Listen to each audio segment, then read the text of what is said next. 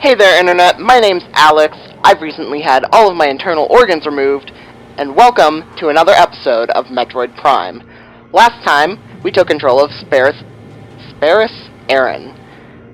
Aran, a bounty hunter sent to investigate this space pirate ship. And we came across some disturbing revelations, to say the least. They were evidently experimenting on a bunch of things, and things got out of control and they all died. Anyway, this episode we'll be going behind this mysterious door and seeing what lies behind it. Let's open her up.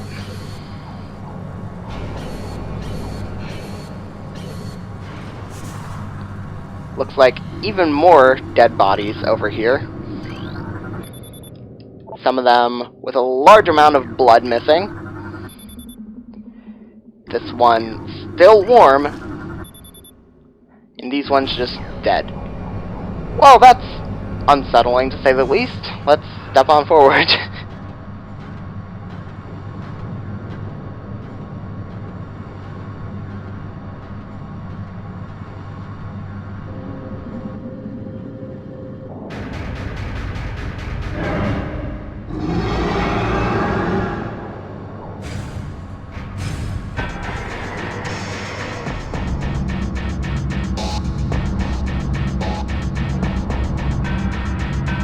Well then, everyone, meet the Parasite Queen, the first boss of this game.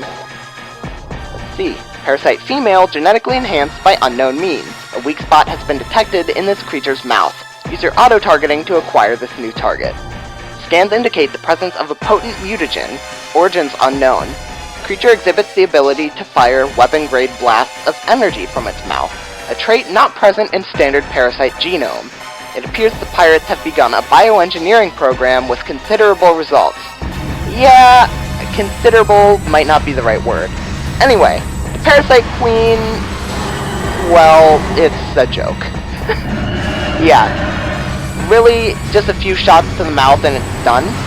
The only thing really remotely worth concerning yourself over is the shield that surrounds it. But aside from that, it's like a really easy boss. I really love the build-up to this. It's really tense and really creepy, and I just wish that the boss fight itself capitalized on it, but instead, well, actually, no. I was gonna say we're done, and then it would be a smooth transition, but no, you just have to ruin it. That's its real power, ruining transition. Anyway, let's kill it. Parasite Queen defeated.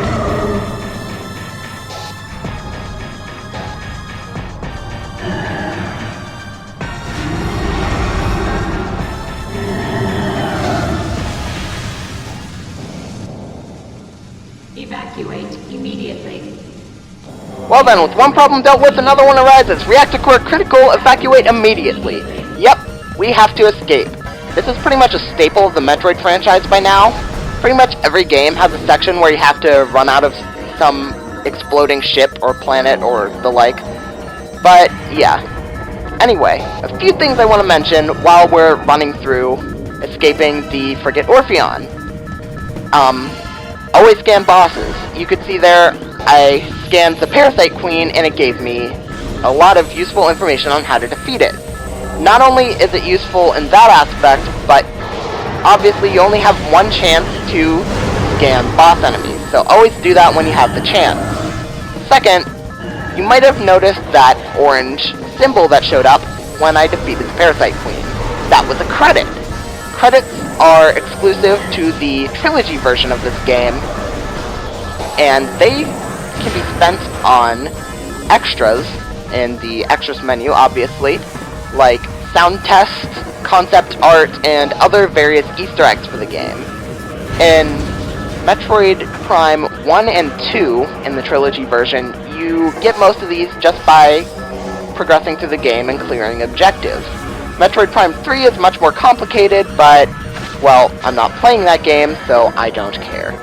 Anyway, let's just keep on morph-balling our way through these twisty tunnels, and I know there's a life-threatening countdown happening right now, but you can't blame me for rolling around like an idiot, come on.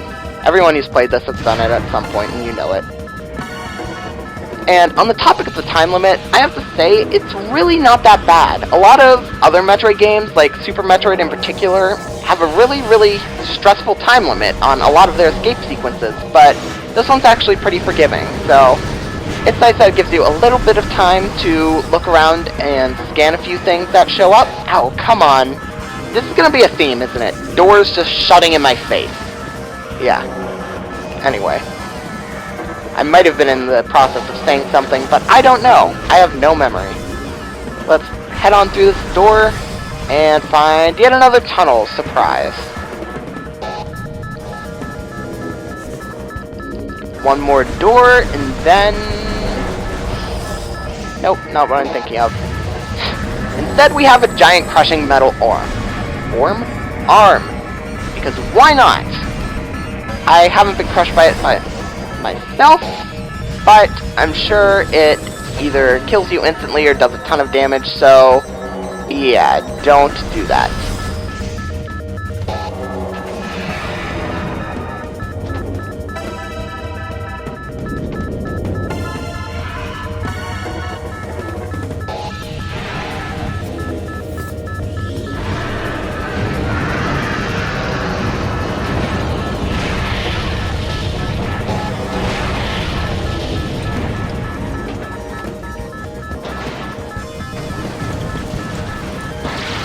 Well then, what we saw there was Ridley, Samus Aran's arch nemesis and the space pirate leader that murdered her parents.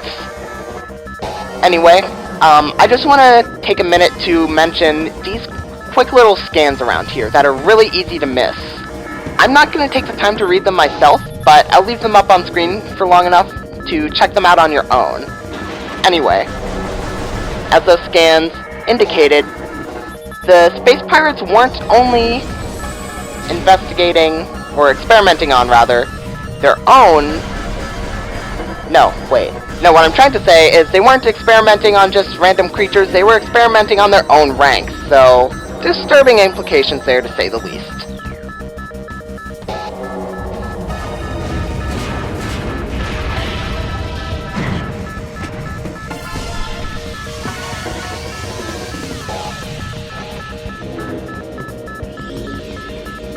And here we have a few more disturbing implications. Various suit malfunction, fourth ball malfunction, missile malfunction, charge beam malfunction, grapple beam malfunction.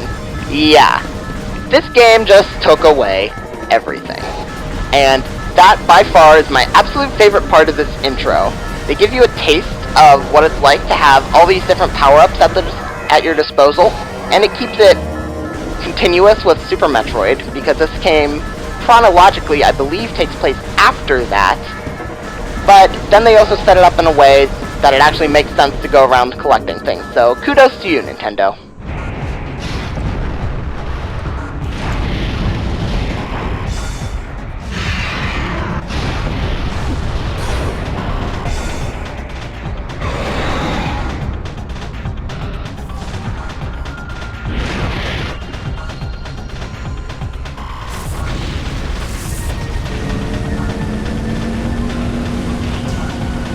Pirate frigate escaped! We get another credit there, nice.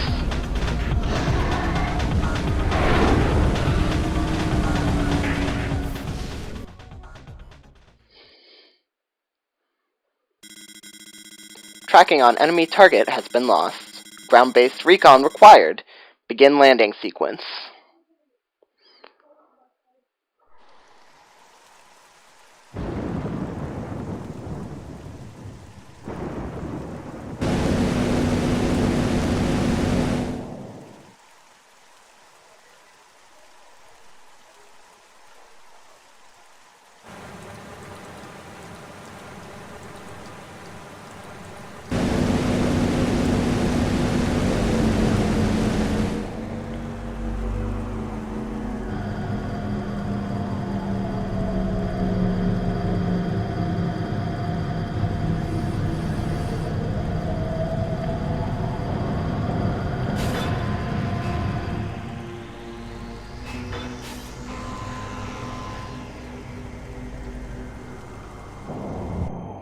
Do you want to save? No thank you. Ladies and gentlemen, yes, thank you menu for interrupting my grand introduction. Ladies and gentlemen, welcome to Talon 4. As you probably were able to infer from that cutscene, we're here chasing down Meta Ridley, the upgraded form of Ridley, of course, who escaped to the surface of the planet. And before I go along, I'd just like to make a quick revision to something I said in the last episode. Back then, I mentioned that this game has a huge open world environment, and while that's partially true, I feel like I might have exaggerated there a bit. This game does have a handful of linear sections, but it's all based on what weapons and upgrades you have at the moment. So there are a lot of branching paths and the such, but it's not like Elder Scrolls level openness. Anyway, here we have our first enemy on the surface of Talon 4, the Beetle. Now, I'm not going to take the time reading all these logbook entries unless they're important, like bosses and lore. Actually, even lore I might leave out and just keep on the screen for you guys to read on your own. But that's not the point. The point is, these guys are pushovers. The logbook entry makes them sound way tougher than they really are, but it's just a few shots and they're done. The only time they should ever really be considered a threat is if they come in swarms, which does happen from time to time, so keep an eye out for that. Blow up that poor defenseless plant right there, and scan this new enemy, the Zoomer. These guys just like to move around on the walls and floors, no biggie. Nothing crazy yet. A bit of a variety of that enemy, if you will. The Gamer here, too. So, already, 3 different kinds of enemies to look out for. And, oh my gosh, I love this effect. Depending on where you are in the environment, there are always different, well, not always, but they have different effects that show up on your visor, and I just love that. It really adds to the immersion of the experience. Really makes you feel like you are controlling the person behind the visor. Anyway, let's blow up this enemy over here and head on through. Now, here we have a blast shield on this door. Analysis indicates that the blast shield is invulnerable to beam weapons. Explosive weapons may damage it. Yeah, so the door cannot be opened with that weapon, which means we'll have to come back when we have more firepower. That's going to be how this game keeps you from going in certain areas. And it's really the way to tell where you're supposed to be going, I guess. Anyway, got some more beetles here, and a super cool half-pipes for all the fly young kids to practice their sweet skateboard stunts off of. Yo. Oh my god, I'm gonna kick myself for that in post. Let's just head on through here, and here we have an elevator to Chozo Ruins West. Step into the hologram, don't mind if I do.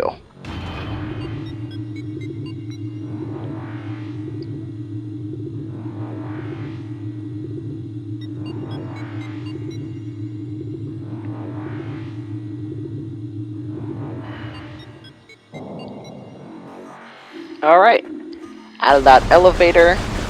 So let's head right on through here. Incoming scan data. Whoop, beetle. Abnormal seismic activity detected. Seismic disturbance at ruin site. Take a look at our map.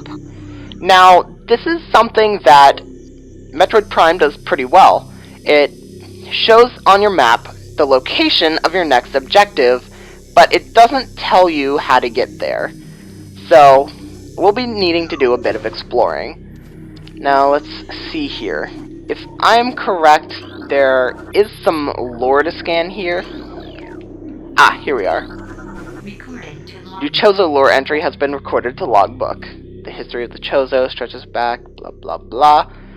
Yeah, I'm not going to take the time to read all the lore, but feel free to pause the video and check out the text on your own if you want to take a look at that. I'm not going to read it just simply due to time constraints. Anyway, let's head on through here.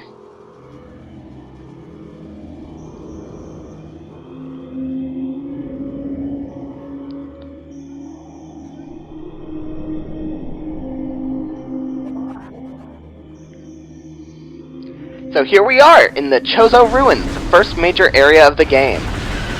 Yeah, there's not really a whole lot to do in the Talent overworld as of yet, so we're just going to be taking some time exploring here and seeing if we can't find anything of interest. Now, once again, another familiar name for players of the Metroid series, the Chozo are an ancient race of bird people, basically, and they adopted Samus after her parents were killed by Ridley. So, kind of interesting that we're getting to see a bit of their civilization here. Let's head on through, and here we have some enemies called ions. Now these guys shoot, as you can see, beams of energy along the walls and floor, but a quick shot from the power beam will just shut them right off. So let's check out this room. Let's see, some war wasp hives, and those things will continually, whoa, beetles, hello, those things will continually spawn enemies called war wasps, which are annoying as crap, but not too tough. Here we have one last lore entry, Chozo script translated, and yeah, war wasps, like I said, annoying but not hard to dispatch. They're flying enemies though, so you really have to get the hang of locking onto things and aiming really well in order to take them out. Anyway, up here we have, whoa, saw on my mini-map, these war wasps were spawning. Yeah, let's give these guys a scan real fast before I get into what I was saying. Ah! Okay. Yeah, stab me in my face, why don't you? Thank you very much. I really wanted to be stabbed in my face today. I appreciate it. Anyway, we have here a bit of a compact area that we can't seem to get through. So we'll have to be coming back here when we have the morph ball in order to get whatever that is on the edge. That looks suspiciously like a missile, but I can't tell at the moment. Let's see. We have a few more hallways through there, but for now, I think I'm gonna be heading this way.